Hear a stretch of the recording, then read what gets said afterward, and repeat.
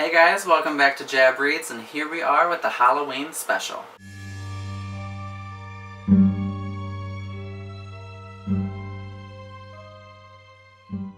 So first off, I want to say thank you guys for tuning in. I know it's super late, but I figured why not have a special Halloween episode, because Halloween is my favorite holiday, especially when it's in my favorite season, which is fall. So why not give some great recommendations and reviews on some wonderful spooky titles to help get in the mood for the 2016 Halloween. So for this video, I'm going to be talking about some of my favorite scary titles that I hope I can pass on to you guys. Starting off with Stephen King's debut novel, Carrie. So the fun thing about this book is that it follows Carrie White, who is a high school student who finds out that she has telekinetic powers while living under the roof of her Christian mother. Her mother, who is very, very Christian, always pushes on these ways of her Christian lifestyle by locking her in a closet when she does bad, not praising her when she does good, and forgetting to tell her that, hey, girls sometimes get periods. If anyone out there is a fan of Stephen King, you guys have probably seen the movie with John Travolta and Sissy Spacek, which, by the way, is a great movie. So if you haven't seen it, I do recommend it, but of course after you read the book first. The difference between the movie and the book is that the book reads more as a document file with interviews that take place after the actual events of the movie. And for those that have actually seen both and seen the movie and read the book, you guys know exactly what I mean. But the movie does, as well as the book, starts off with Carrie, who gets her period after her gym class, and while she's taking a shower, the group of girls that she's with start throwing tampons at her, chanting, "Plug it up, plug it up." Therefore, it causes her to spiral down into this traumatic state when she goes home to find out that, hey, you know, something my mom didn't tell me, I thought I was dying. Her mother, deciding to punish her, locks her in a closet, telling her that she is an unclean girl, and she's trying to blame it on Carrie for having her own period. Right away we see this weird dynamic between the mother and the daughter, and we try to figure out what happened to the father figure, which we shortly figure out that he has exited the scene. Reasons why you will find out, but for what it's worth, this book does prove to be a great read as well as a great movie, and it has some really scary moments as well as some really freaky kind of insight on what it means to be bullied as well as to be the subject of bullying. Obviously, as far as I know, no one out there has telekinetic powers to revolt in the revenge, but for what it's worth, it's a great read. I do pass it on to you guys. You guys may remember the iconic scene. It's been referenced so many times in so many movies where on prom night a girl gets pig's blood dumped on her. That's not really a spoiler because Carrie has been around since the 70s, and this book has been around for such a long time that it's just one of my dear favorites. But what's really cool is Cemetery Dance is an online book ordering place where they have special editions for just books in general, but especially for some Stephen King books. And I do want to point out that Cemetery Dance had a beautiful, beautiful cover art for Carrie, which I will show you right now. So it comes in this beautiful slipcase with Carrie written in red with Stephen King on top, and when you pull it out, you have the beautiful cover of Carrie on prom night. Now obviously you see that there's a bunch of fire just erupting everywhere, which wraps around to the back. Why is there fire? For those of you that have read and seen the movie, you understand, but for those that haven't and you guys are interested in the book, I do, like I said, pass it on to you guys because it is one of my favorite tales, and I'm so happy that I do have this edition. It just is beautiful, and I am so glad that I finally snagged it from Cemetery Dance. Now, if you guys are interested in Cemetery Dance editions, I will put the link to their website below. They do have limited copies of what they offer, so make sure that if you guys do want to buy something that you buy them quick because they will sell out fast, especially with the popular authors such as Stephen King. But here we're going to move on to our next title. Now, whenever you think of horror, you think of some great scares and some great moments, especially from very iconic movies, such as Halloween, which was directed by John Carpenter, Scream, which was by Wes Craven, A Nightmare on Elm Street, which was also by Wes Craven, and you can take the list further and further. But obviously they always stem from somewhere. So where do they always stem from? Horror does jump back to the 18th century, to the 17th century, even to the earliest and the late 16th century, which obviously it's been around for so long. I mean, Edgar Allan Poe, we have some very dark tragedy with Shakespeare. Like, obviously it dates back thousands and thousands of years and even just decades. But for what it's worth, there are more out there in the literary world that I do want to quickly do a shout out to, which I call the basics of the horror genre. So the first one that I have to talk about is The Picture of Dorian Gray, which is by Oscar Wilde. Now with this book, it's really cool because you see the insight of what it means to yearn for youth forever. But when Dorian Gray has a painter who, you know, commemorates his beauty with a wonderful, wonderful painting portrait, he decides that yes, youth would be wonderful. And in an instant, you start to see the strange tale of a guy who never ages, but the picture of him in his attic does. The next one that I do want to talk about to you guys is The Strange Case of Dr. Jekyll and Mr. Hyde, which is by Robert Louis Stevenson. Now what's really cool about this one is you start to get into the horrors of split personality as well as the obsession of what it means to, want to go after your successes. So we follow a doctor who is just going crazy over this new thing that he's working on, and we find out that there's these murders that are happening all over town, and we can't figure out who it is until the climatic twist at the very end. This one, just like Carrie, has also been referenced in many, many things. You've seen it in Family Guy, you've seen it in, or at least I believe you've seen it in Family Guy, I want to say. You've seen it in a bunch of cartoons where they do play on this. You've seen it in very many different shows and movies where they talk about the whole Jekyll Hyde factor, and there's also, I think, a new TV show out now about this wonderful story, which again I do reference to you guys, especially if you're into the more earlier horror.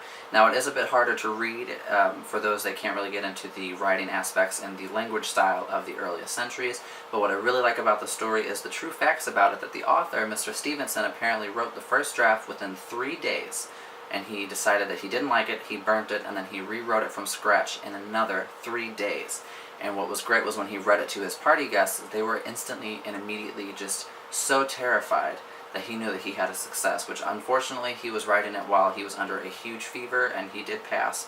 But if he was here today, I'm sure he would really enjoy the fact that it's one of the cult classics that we reference today in modern literature. Next up, we have a scary tale of something going wrong with Mary Shelley's Frankenstein. Now, this is also another title which I know has been referenced in so many things, one of the cartoons being Arthur, if you guys were a fan of the PBS show.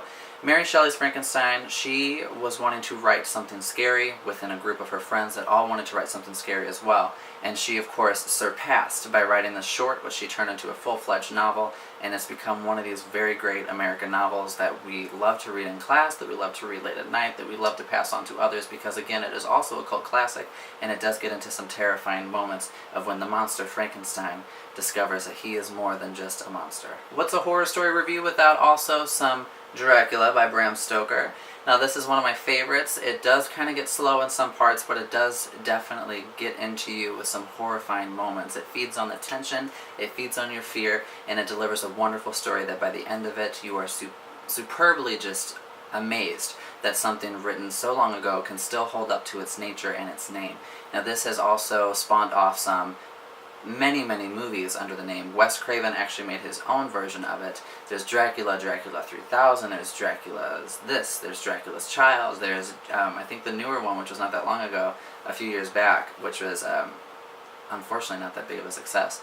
But then you have Nosferatu, which a lot of you know and a lot of you love, but if you actually go into the facts and the history about it, there have been many versions of this film which have translated over in different languages in different parts of the countries, and there have been many different reviews about it that a lot of people like or enjoy more. And if you are in a film class or in a literature class, you guys might be going over this time of month, especially like I said with Halloween coming tomorrow, or I guess today since the video dropped at midnight, and so you guys might as well know of a version that you enjoy the most. But Dracula is something that I do push on to you guys, and it is referenced in another Stephen King story called Riding the Bullet. So if you haven't read Dracula yet, or tried to find a version of the film that's actually still true to the original and not outrageously far out there, then definitely pick up Bram Stoker's Dracula. But we're going to move on to Robert Bloch's Psycho, which if you haven't seen the film, and I'm not talking about the Vince Vaughn version because let's face it, that was awful, then definitely pick this up. It's a really fast read, and it's one of the amazing classics that Alfred Hitchcock, if you don't know who he is, who are you? Because he is a wonderful director and creator. He's spawned, a wonderful TV show as well as many movies. Rear Window, you have The Birds, you have Vertigo, you have Psycho.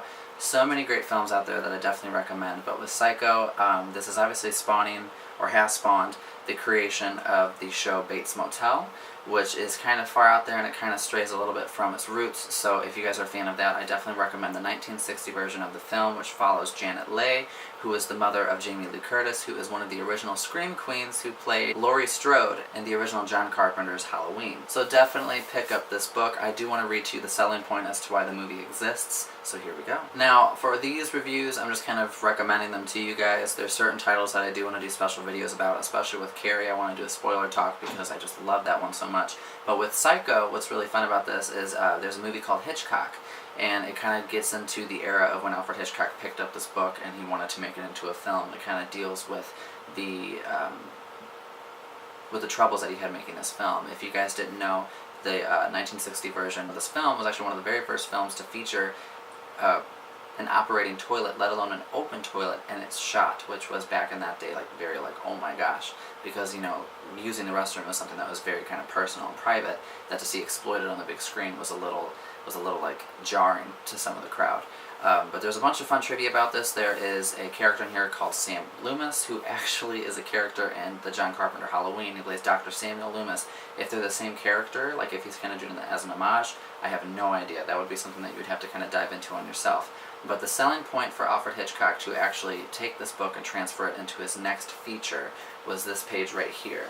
Now in my book, in my version, it's page 41. I don't know if it's for you guys, but the roar was deafening and the room was beginning to steam up.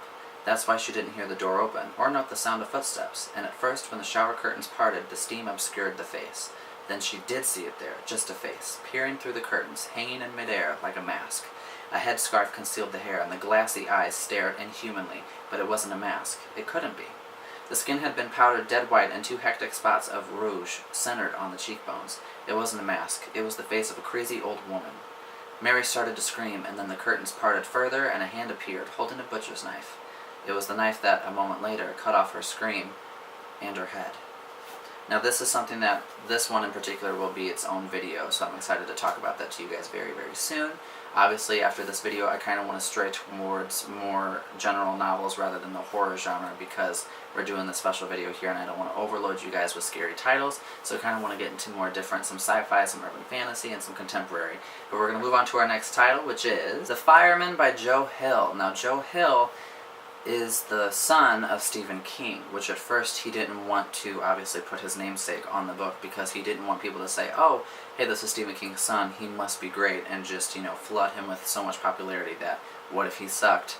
He didn't deserve it. So he decided to go under a different name to see if he actually had talent, and sure enough he does. He's written a few titles. He has 21st Century Ghosts, he has The Heart-Shaped Box, he has Horns, which is actually another video that will be coming soon because I saw the movie first, unfortunately, and apparently the book is so good that regardless of if you read it first or after, the book will make you hate the movie. But I loved the movie. It was very aesthetic to me, and the story was just very compelling and very interesting, and the main character was Daniel Radcliffe, and it was amazing. But Joe Hill's The Fireman follows this virus in the near future, which they call dragon scale, which is where a bunch of these like weird rashes kind of appear on people, and the rashes kind of turn into this very like beautiful iridescent color.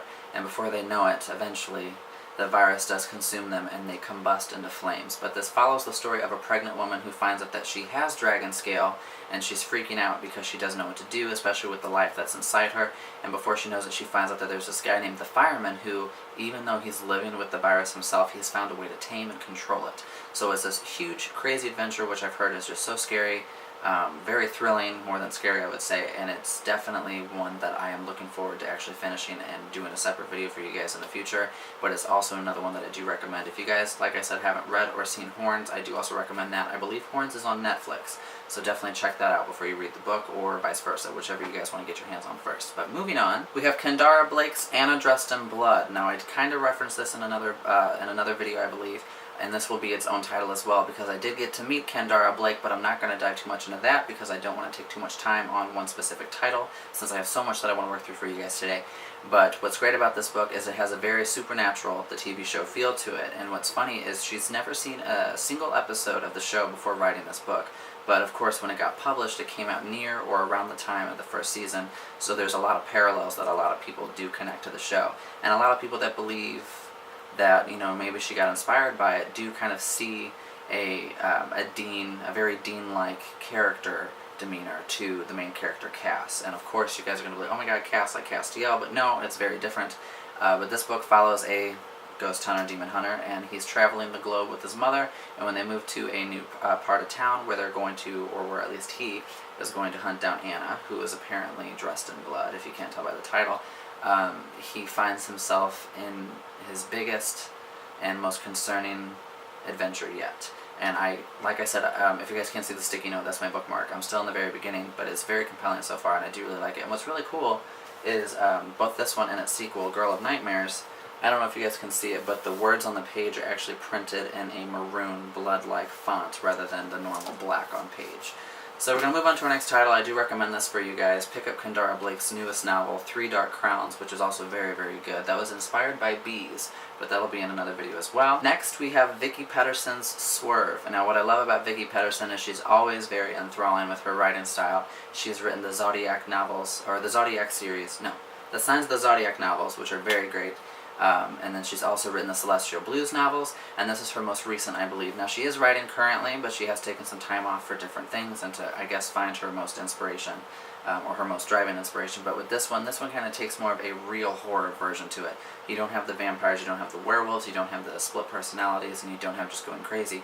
This one, well, I guess you do have just going crazy. This follows the main character as she's trying to travel across the Mojave Desert with her husband, and they soon get attacked. Her husband's kidnapped, and she finds herself with the ultimatum of she can leave and most likely let her husband get killed, or she can travel through this psycho's crazy game of cat and mouse and try to save her husband, which of course crashes down around her with this crazy, crazy twist near the end, which is just so, so good. And it is a little scary because there is this part in it where she gets mailed a present, or she finds a present left for her, and the present inside is a cut-off eyebrow. So if you guys don't know anything about Vicky Pedersen, look her up. She's a great author, and I do recommend Swerve. It's one of my favorites. That will have its own video as well. It'll have, not a review, obviously because it's in this video, but it'll have a spoiler talk because I just love it so much.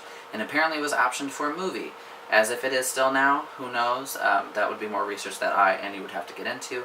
But definitely pick up your copy of this one because it is very, very good. So here we are with Simon Holt's The Devouring, which is part of a trilogy, which is very, very good, but is somehow really hard to find unless you buy off of like Amazon. I work at Barnes & Noble and I can't find it through our store at all. Like we have a no dealer network, which means it's no longer available for us to order even if it's in a different store somehow. So it's definitely something that you would have to find through Amazon. As far as what happened to Simon Holt, I don't know. I tried to see if he's written anything else and I can't find anything else, so maybe he went under a different name and he's being very successful. I hope so, because his writing style is very good, but this follows the main character and they every year have a special night, which is the Sorry Night, which happens in the middle of the winter solstice, and it's where, you know, these devourers come in and they devour your soul. But it's very cool because it deals with the possession aspect and it gets into the psychological terror, and it was really, really well written. The second one is called Solstice, and then the third one is called Fearscape. First of all, the covers are just beautiful. I haven't seen if they've been reprinted with a different cover at all, but these, I definitely recommend these if you guys can get your hands on them. I believe that they are the same cover for the paperback, but what's really great is there's a little poem on the back which instantly pulled me in the minute that I was first handed this a few years ago. So, when dark creeps in and eats the light, bury your fears on Sorry Night, for in the winter's blackest hours come the feasting of the devourers. No one can see it, the life they stole. Your body's here, but not your soul. And it's a very, very good read. If you guys are looking for more of a young adult fast read, because it is quite thin, I definitely recommend this as well as the rest of the trilogy.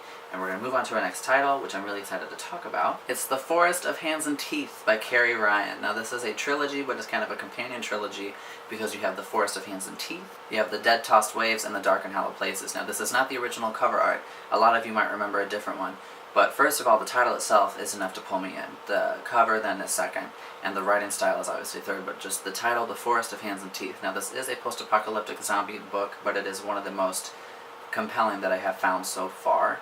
I do recommend it. It's amazing. Besides Rotten Ruin, of course, which was in the last video that I uploaded, Rotten Ruin is a very, very, very, very, very amazing book, but there's something about this one, the way that the world was set up, that not only inspired me for my own writing, but it was interesting to see the way that Carrie Ryan utilized the world. So I recommend this one to you guys. I don't really want to kind of get much into it because it's a special novel that I found that I hope just enough in itself will be enough for you guys to pick it up. But the biggest thing that I do want to tell you about it is, in Mary's world there are simple truths. The sisterhood always knows best, the guardians will protect and serve, and the unconsecrated will never relent. Now what's really cool about this is, if you guys have ever seen Buffy, there's an episode, Buffy Season 2, Episode 1, When She Was Bad, and it's where they have consecrated the remains of the Master, who was the big bad of the Season 1 finale, as well as the entire arc of Season 1.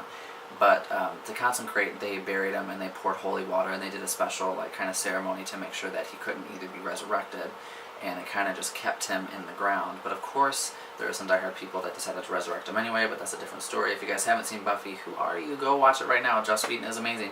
But the unconsecrated is the zombies in this universe, so if the unconsecrated will never relent, what does that tell you? Zombies will never relent. They will come for you. They want your flesh. They want your blood.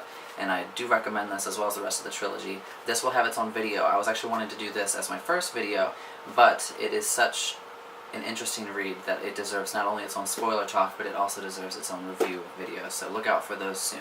But moving on, we have Gina Showalter's Alice in Zombieland. Now, Gina Showalter is a huge young adult author, but also just a huge author in general. She's written a bunch of adult fiction, a bunch of adult, just in general books, but she has these which are really, really cool. It's a 4-part book series, and it has an interesting take on the zombie universe, as well as, obviously, Alice in Zombieland, Alice in Wonderland. She plays on that as the inspiration throughout the entire series. For the second book is called Through the Zombie Glass, the third is called The Queen of Zombie Hearts, and then the fourth one is A Mad Zombie Party. So obviously, if you guys are huge into Lewis Carroll's Alice in Wonderland or Alice Through the Looking Glass, you guys can see the parallels there, not only with the imagery on the covers, but with the title versions themselves. And it's an amazing story that I do also plan on getting into at a later date. Because it's very interesting the way that she has built this series and built these characters with their interactions. But I do recommend this one. If you guys haven't seen it or heard of it, go look it up right now. It's amazing. It's awesome. Gina Showalter, you're great. We're going to move on to our next title. Zachary Tyler Linville's Welcome to Deadland was something that I was very cautious of buying at first. Mostly the cover was awesome, but the Deadland script across it instantly pinged a memory in my mind, and it really kind of bothered me at first. I will get into that here in a little bit, but first I want to talk about the book. Welcome to Deadland was written through a website called Inkshare. If you guys know anything about that, go look it up. It's kind of like Wattpad. It's kind of got its own things to it, of course. What's really cool about Inkshare is people write what they want and they post it online, and what's really cool is it's kind of like a GoFundMe page, because for those that are interested enough in the series or devoted enough for this book, they will submit their votes and they will submit their money, and pretty much if you think it's worthy of being on the shelf and to be a physical book in your hands, you guys put forth the effort, it will be a physical book. And that's exactly what happened to Mr. Linville, which is awesome. But the concept of the story kind of pings that memory again, which I will get into right now. And obviously, if you couldn't tell by the title, Welcome to Deadland, it's also another zombie book. But the story itself follows a group of people that find solace in Deadland, which is just a carnival ground that's abandoned. But when they get there, they find that there's a lot more troubles that are going on with not only themselves as humans, but with the zombie apocalypse itself. It's a little bit of a longer read. It's not as long as Joe Hill's The Fireman, but it is a little bit longer than the previous titles that I have been talking about. What that memory pinged of was Zombieland, because you follow a group of people that find solace in an amusement park. So I hope there's not any similarities. Obviously, if there was, I want to say the whole copyright thing wouldn't involve it being printed. So I'm actually really excited to do its own separate video because, like I said, the pinging of that memory is what scared me. But I did decide to pick it up not only to review it for you guys, but to see the differences themselves. Because, like I said, it wouldn't be on the shelf if there weren't any differences. Maybe he even does it better than the way that Zombieland did it, which I know, gasp, right? Because Zombieland was just amazing. It not only had some scary moments, but it dealt with the comedy, which I did enjoy because, like Wes Craven did with Scream in his trilogy, was that it was very self-referential, and it did like to reflect on itself while reflecting on other parts of the movie genres in the world that it lived in. And so what's great about Zombieland is it does that with the whole rules of surviving the zombie apocalypse. Always check the back seat for one of them. So I do recommend this one. Like I said, haven't read this one yet. That'll be a later date because I do have some titles that I'm still working through right now for you guys. But if you guys know anything about Inkshare or this title, let me know what you think in the comments below because I do want to know how great it is, or if there's moments that, like I said, ping your guys' memory of Zombieland, or maybe it's a different film or a zombie book in general. Let me know below, but we're going to move on to our next title. We have Sarah Jude's The May Queen Murders. Now, first of all, the title is thrilling, but look at this cover. I'm actually going to pick it up for you guys. This cover is very aesthetic. It has actually inspired me to do a photo shoot of similar nature. If you guys didn't know anything about me personally, I do have my own photography business here in St. Louis, Missouri, called Justin Martin's Photography LLC. I'll put a link below if you guys are interested in what I've done. But I'm actually really interested in doing more of an aesthetic, very visual, and just amazing editorial-ish version of this. Sarah Jude, this is her debut. She also lives here in Missouri, which is really great. I have actually gotten to meet her. She's a wonderful, wonderful person, and the writing style is great. If you guys can't see the little blue thing on the top, that's also my bookmark. But I wanted to do its own video. I don't want to talk much about it because, like I said, I want to do its own video. So I refrained talking about it in past videos. Originally, this was supposed to take place of the Rotten Ruin video, but I decided that it deserved to be kind of to be referred to here first, and then it will have its own video as well as a spoiler talk. And maybe if I can get it to happen, Maybe Sarah Jude can be in the video. I don't know. We will find out. But if you guys have heard anything about this book, it follows this town, which is very southern. It's set in the Ozarks of Missouri, which is really great because I've actually been there, and I can just see it being the perfect setting for a horror novel. And it follows these two girls that find themselves in this life or death scenario when this old lore of a crazy murderer running through the town, and when all these murders start happening, they fear that maybe he's come back. And so I definitely recommend this one. The prologue is jarring. It is just written so good. There's a scene in there which is with the killing shed, so if that doesn't, kind of let your mind wander, I don't know what will. But there's a weird scene with a fingernail. And Sarah, if you're watching, I cannot. I'm so upset at you because of the way that it made me feel so disgusted and just terrified for this fingernail scene. I feel very moved with just the first part of that book. If you guys have seen Supernatural, again, I'm going to reference this real quick. That one episode where Sam and Dean get their fingernails ripped off because of the whole vampire thing. Yeah, if that G you up, then this will kind of mess you up as well. But I recommend this one for you guys. Sarah, if you're watching, superb job so far. I can't wait to finish it and let you know personally what I think. But we're going to move on to our final title, which I'm sure you guys are happy about because I'm pretty sure this video is very long for you guys. But here we go. The Cemetery Boys by Heather Brewer. Now, like I said in the last video or a few videos ago, Heather Brewer is Zach Brewer, so if you find any titles with Brewer, just know it's the same person.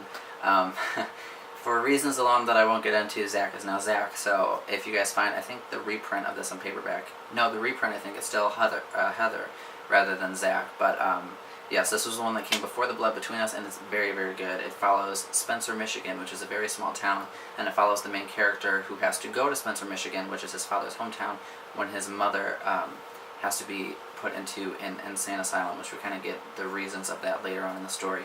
But when he gets to this little podunk town, which is, with a really small population where everyone knows everyone, he finds that not only does he hate it there and he wants to go back to where he was originally living, but he finds that he's instantly drawn to two different people.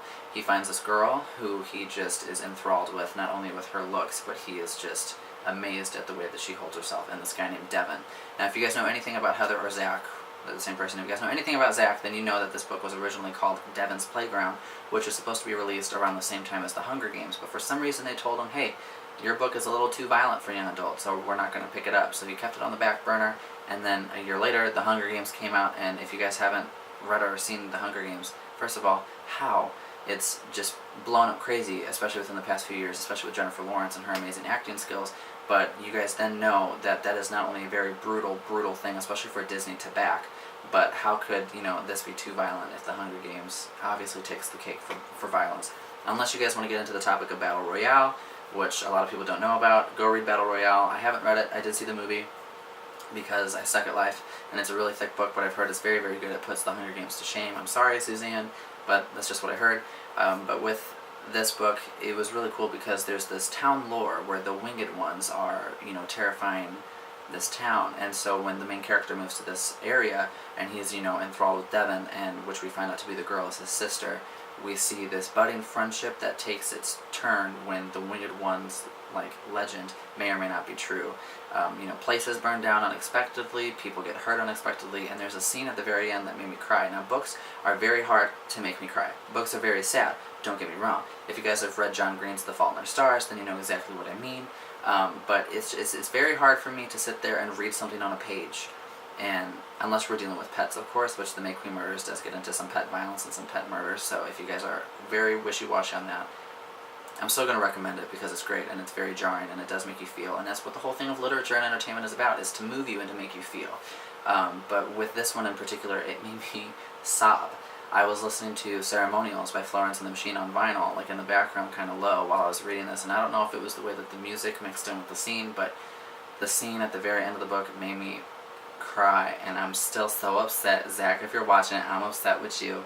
I do plan on doing a spoiler talk with this, and by spoiler talk I actually mean page to page to page spoiler talk, where I literally rip this apart, but in the best way possible because this book is really great.